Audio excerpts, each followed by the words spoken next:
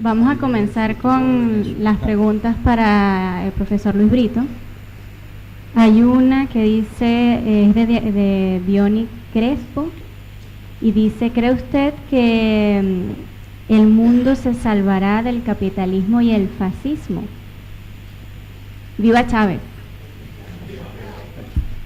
¿Se van contestando o se No, contestan todas seguidas? Es mejor que las acumulemos, por lo menos estas Claro, dos. claro. Y la otra pregunta para usted, bueno, empieza con un comentario. Es de Ricardo Gayol, de la Fundación Hijos del Maíz. Dice: América Latina y el Caribe se ha declarado recientemente zona de paz. ¿Cómo va el proceso de paz en Colombia? Y el problema de tráfico de droga y la violencia en países como México, Honduras, Guatemala y El Salvador. ¿Puede perjudicar la Alianza Pacífico los procesos de integración de América Latina? Luego tenemos dos preguntas ahorita para el profesor Garcés. La primera es de Carolina Carrillo. Dentro de la lucha contra la desestabilización, ¿cómo valora la política implementada por el presidente Chávez de retirar las reservas internacionales de Venezuela de los bancos extranjeros que las tenían? Luego la profesora Ángeles Díez comenta: usted inicia su intervención señalando los valores republicanos del himno venezolano y los principios ilustrados de la Revolución Bolivariana. ¿En qué medida el sistema jurídico internacional, también hijo de la Ilustración, se ha convertido en un instrumento de injerencia y desestabilización? Y la otra pregunta: ¿la ley internacional no es también el resultado de la correlación de fuerzas?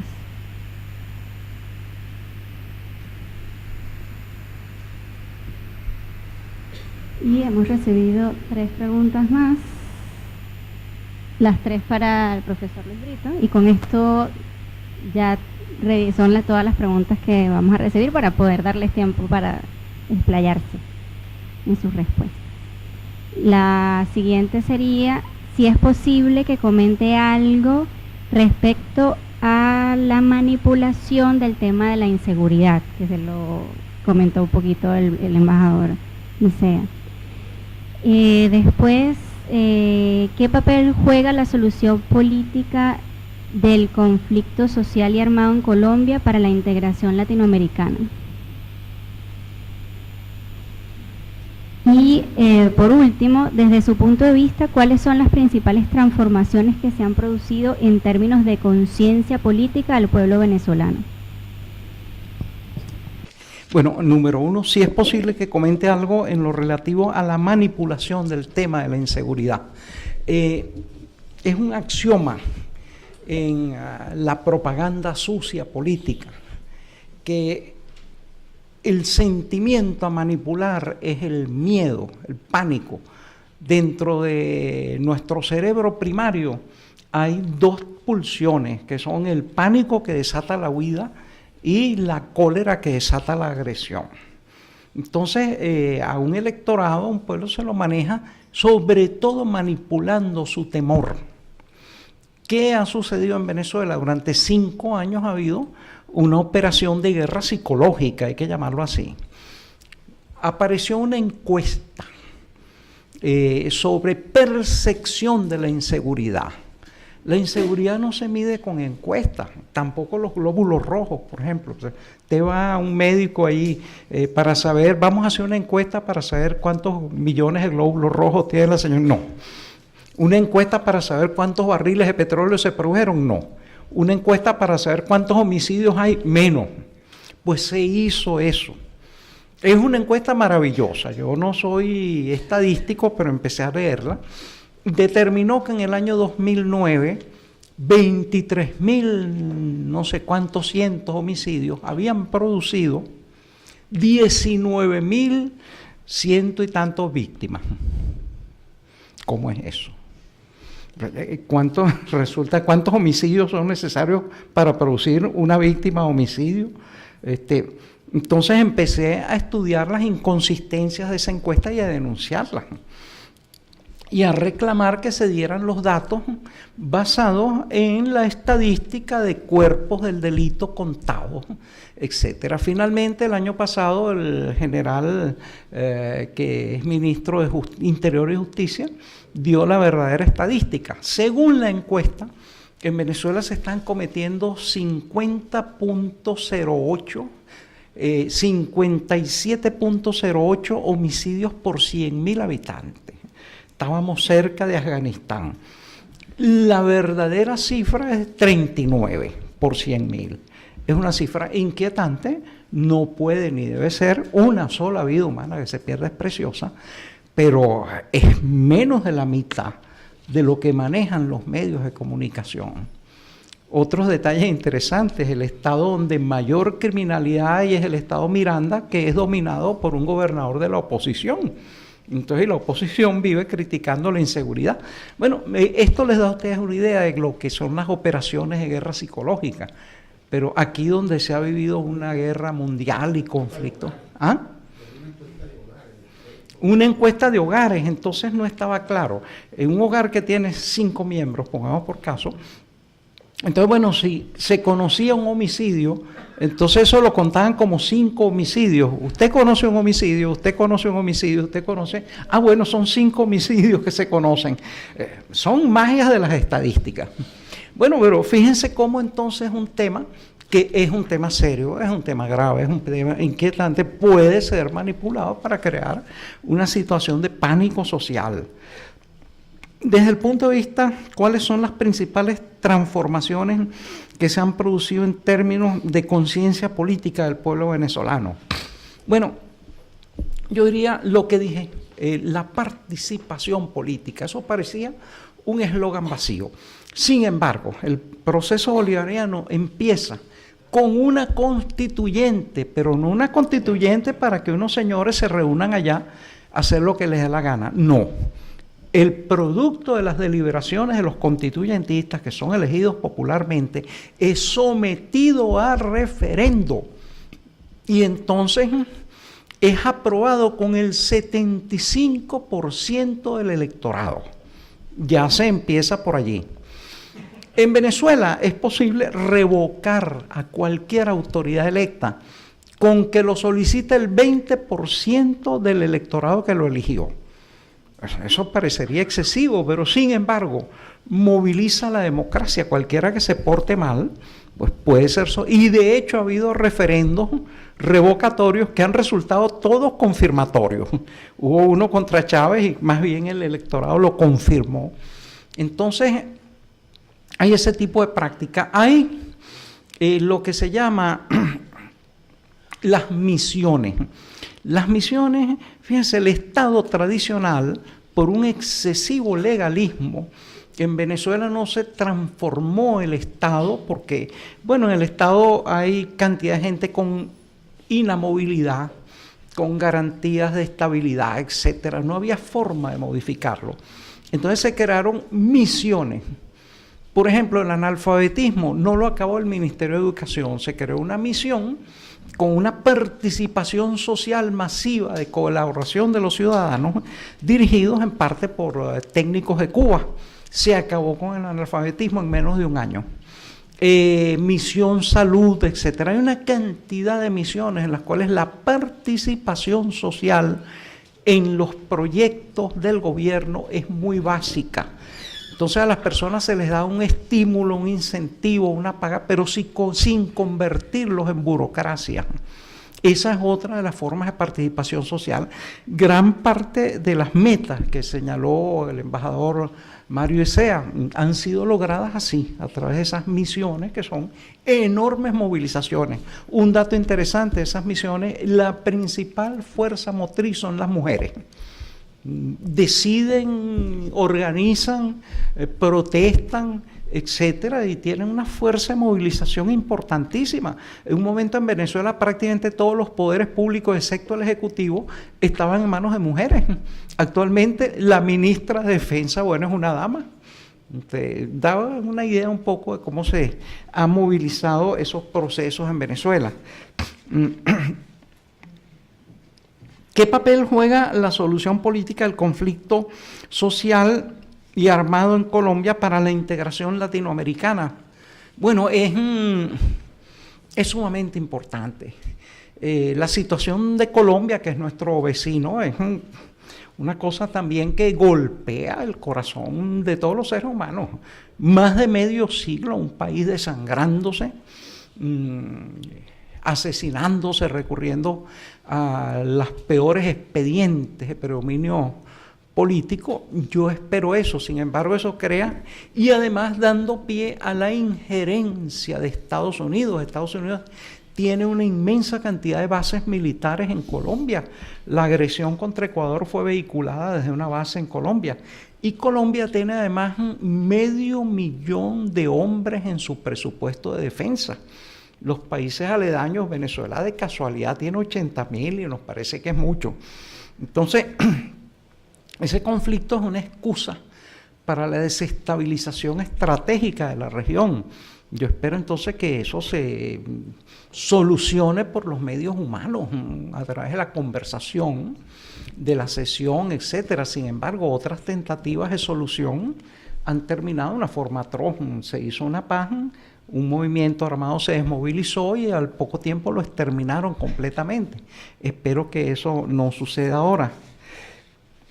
América Latina y el Caribe se ha declarado recientemente zona de paz. ¿Cómo va el proceso de paz en Colombia? Bueno, va avanzando con sus retrocesos, pero yo creo que la reciente elección presidencial en Colombia, aparte de que eso no es un juicio de valor sobre un candidato u otro, manifestó una voluntad del pueblo por la paz. Uno de los candidatos dijo que había que seguir el conflicto, que eso no era posible, que había que aniquilar a todo el mundo, y la gente votó contra él. Otro de los candidatos que se mostró que es el que ha motorizado el proceso de paz ganó las elecciones. Para cualquiera eso significa que hay una voluntad del electorado de que el proceso de paz siga. Yo creo que las autoridades colombianas deberían pues atender a esa voz, a ese ejemplo. Mejor dicho, todos los bandos, todos los sectores de Colombia deberían atender a eso. Y el problema del tráfico de droga y la violencia en países como México, Honduras, Guatemala y El Salvador puede perjudicar la Alianza del Pacífico, los procesos de integración de América Latina sobre las drogas. Las drogas es una de esas comedietas extraordinarias. El país mayor consumidor de drogas del mundo, que es Estados Unidos, pretende llevar adelante la lucha contra las drogas. Y entonces, bueno, todo el sistema bancario de Estados Unidos está movilizado por las drogas. ¿Cómo me van a contar a mí? El sistema más perfecto de defensa del mundo lo tiene Estados Unidos. Estados Unidos sabe si hay un alfiler en la estratosfera y cuál es la aleación de metal de ese alfiler. ¿Cómo Estados Unidos no se da cuenta de los aviones Hércules donde meten la droga? De los yates Morgan. Eso es incomprensible. Evidentemente, eso es una patraña. Estados Unidos es un inmenso consumidor de droga. Esa droga entra con la complicidad de todas las autoridades de seguridad y políticas de Estados Unidos. Hay que recordar que el presidente Reagan movilizó la guerra contra Guatemala utilizando fondos de la droga que estaban metidos en una caja chica de la Casa Blanca, los aplicó a la droga y con eso los multiplicó, y sin autorización del Congreso dirigió él una guerra propia contra un país que no le había hecho nada a Estados Unidos. Entonces, lamentablemente, yo creo que la guerra contra las drogas debe ser llevada por Estados Unidos, pero en Estados Unidos. En Venezuela nos retiramos de la DEA, Drug Enforcement Administration, y bajó a la tercera parte, mejor dicho, se multiplicó por 3 el número de decomisos de drogas. Lo que quiere decir que mientras actuaba esa fuerza en Venezuela, en alguna forma, pues colaboraba con los envíos de drogas. Venezuela no produce drogas.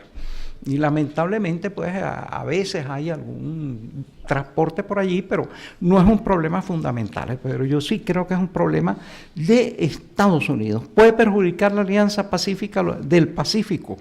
Sí, es una alianza del Pacífico, pero que aparentemente no es pacífica. Son países muy halcones, con ejércitos muy desarrollados, etcétera. Los procesos de integración, sí.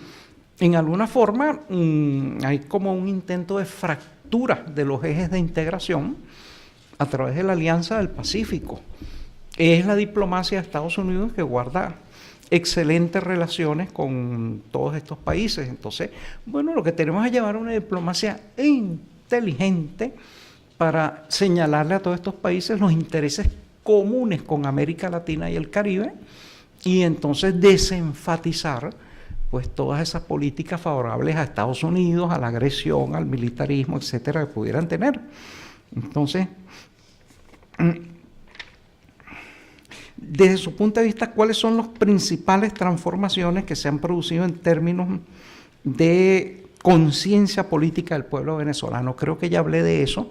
La participación política, fundamentalmente. Ya es un pueblo que discute, analiza, critica, debate, etcétera. No es meramente un repetidor vacío de consignas.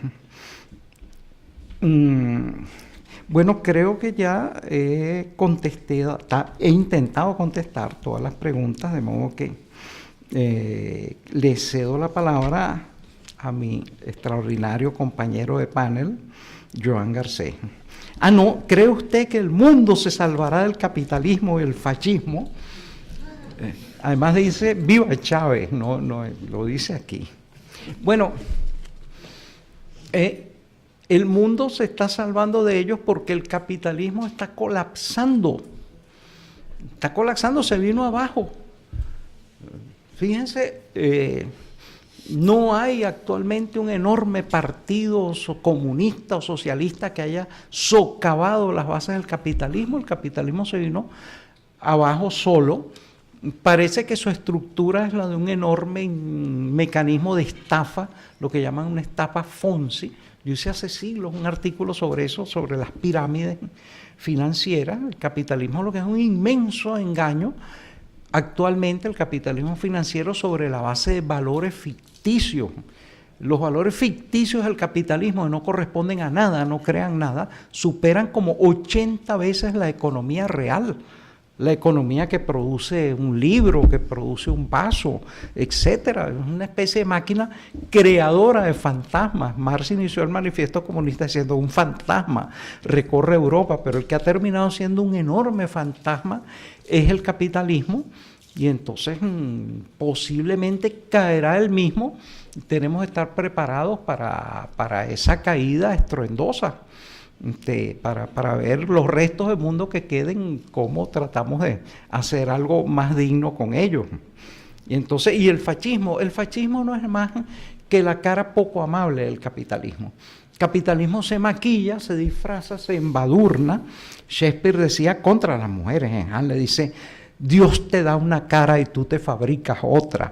Bueno, eso es lo mismo con el capitalismo. El capitalismo tiene una cara horripilante y entonces con el maquillaje se hace una cara bonita, pero no deja de tener una cara horripilante. Es como el juego de Mr. Jekyll, el Dr. Hyde, Mr. Jekyll. Entonces, bueno, creo que ahora sí, como que están todas las preguntas contestadas.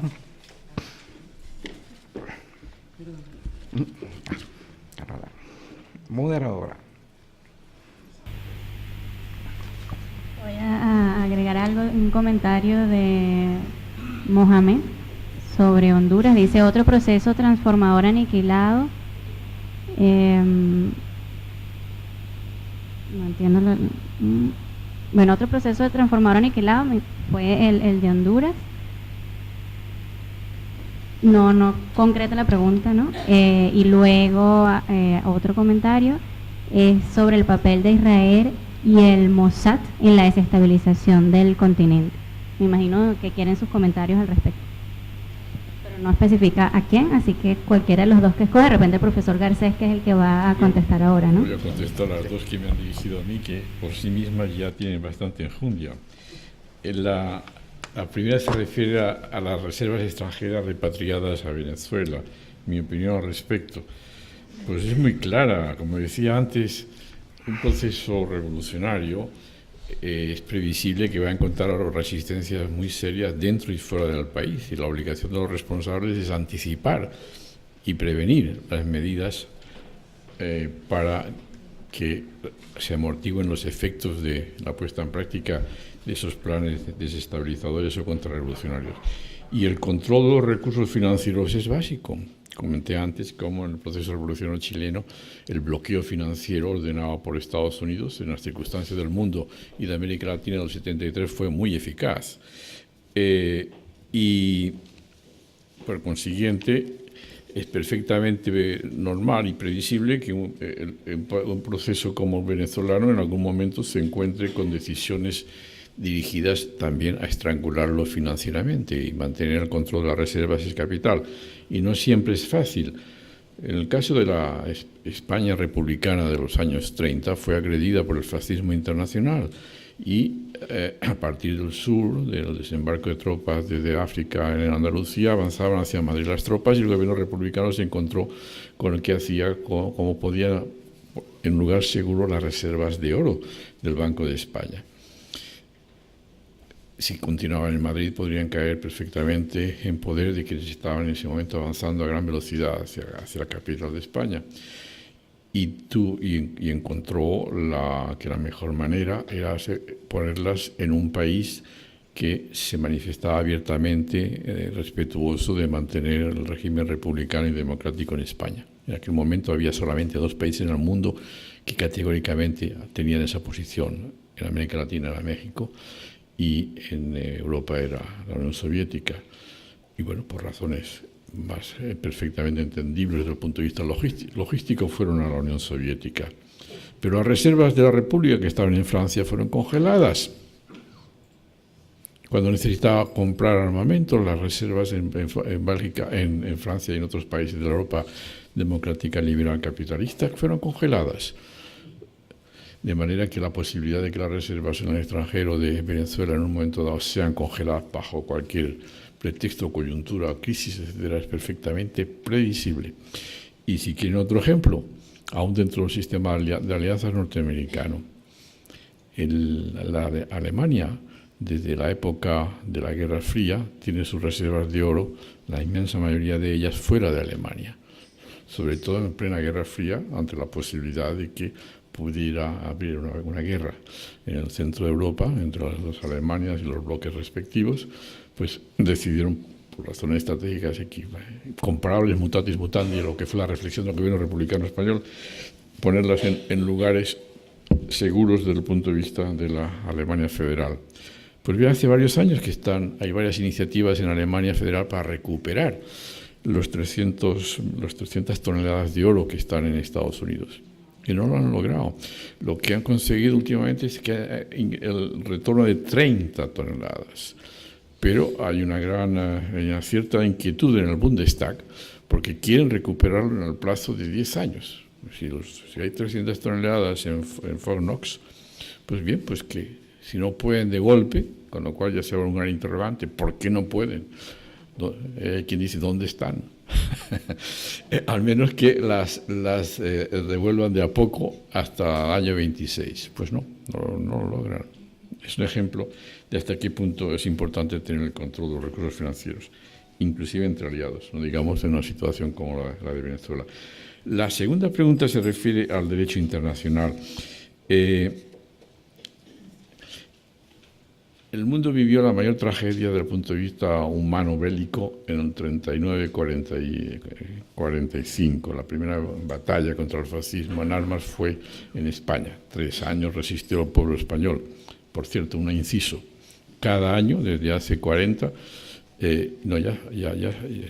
ya 70, perdón, se celebra el desembarco en Normandía como la fase del fin, el comienzo del fin en la parte occidental, en el frente del oeste del Tercer Reich.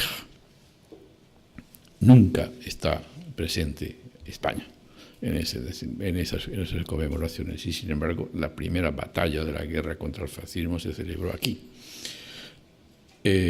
Lo que es muy interesante, cómo el sistema político español desde el 39 se considera al margen de la lucha internacional contra el fascismo, dando la espalda, por supuesto, a la resistencia antifascista española.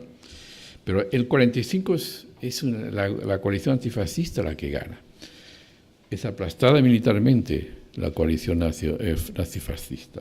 Y desde entonces se ha desarrollado el derecho internacional de acuerdo con unos principios que tienen sus raíces precisamente en la derrota del nazifascismo internacional. Y la Carta de las Naciones Unidas refleja ese momento. Y los principios de respeto a la soberanía de los pueblos, la igualdad entre todos los pueblos, la igualdad de derecho y libre determinación, el desarrollo y el estímulo de los derechos humanos y las libertades fundamentales de todos, los principios de justicia y derecho internacional, el respeto a la forma de gobierno y de organización que cada país se quiera dar, están en las Cartas de las Naciones Unidas. De forma que ese es un referente, es una victoria duramente y con gran costo conseguida, y tenemos que invocar que se respete, porque están todos comprometidos a hacerlo, y si no lo hacen tenemos que denunciarlo, necesitamos un referente donde acogernos frente a la barbarie y sus distintas manifestaciones. Lo mismo las normas, a partir de ese momento, el convenio contra el genocidio del año 48, las normas del Estatuto y la sentencia de Nuremberg del 46, el convenio internacional contra la tortura del 84, el Pacto Civil y Derechos Civiles y Políticos. El siglo XX, a partir de las tragedias de la Segunda Guerra Mundial, desarrolla e impone énfasis en los derechos y libertades de la persona y del hombre. El siglo XXI debe ser el siglo de los derechos sociales y económicos de los pueblos. Estas son normas de derecho internacional que están ahí vigentes. Por consiguiente, lógico es y necesario es que las invoquemos y que pidamos su respeto. Y cuando un país, sea el que sea y poderoso que sea, las está infringiendo, hay que denunciarlo, porque finalmente, desde ya los romanos, la ley es un instrumento de defensa, en primer lugar, de los débiles. Y sobre todo, naturalmente, me estoy refiriendo a la ley democrática, que es la que tiene su arranque a partir del 45 en el contexto que estoy indicando. La vigencia y la aplicación de las leyes democráticas es un instrumento de defensa de los débiles frente a los poderosos. Siempre ha sido así y debemos luchar para que continúe siendo invocada.